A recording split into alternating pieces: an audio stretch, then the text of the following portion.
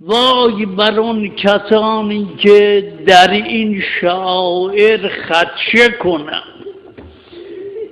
بیدار باشید مردم ایران، بدانید کوچکترین کلمه که شاعر حسینیه را سوس کند کمر خاتم النبیین رو میشکنه.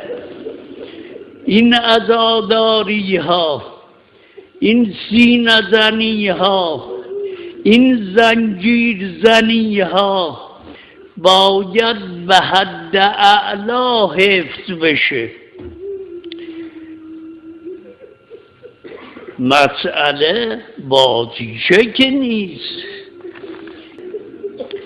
فقیهیه، فقها بر افتادن، فقیه ناینیه، فقیه بروجردیه، فقیه حائریه، فقیه اینانند که میگویند سینه بزنید، زنجیر بزنید، خون هم جاری بشه.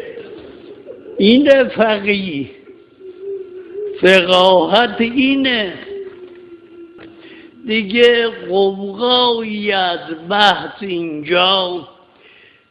محقق ناینی همون فحلیشه، اون فحل کسیه که افتخار فقهای بزرگ اینه که دقایق لباس مشکوک او را بفهمند. چنین فحلی میگوید سینه زدن، زنجیر زدن برای سید الشهدا حتی اگر خون جاری بشه جایزه، جواز.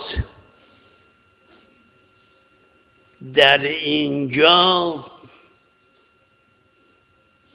جواز به معنای اباحه نیست.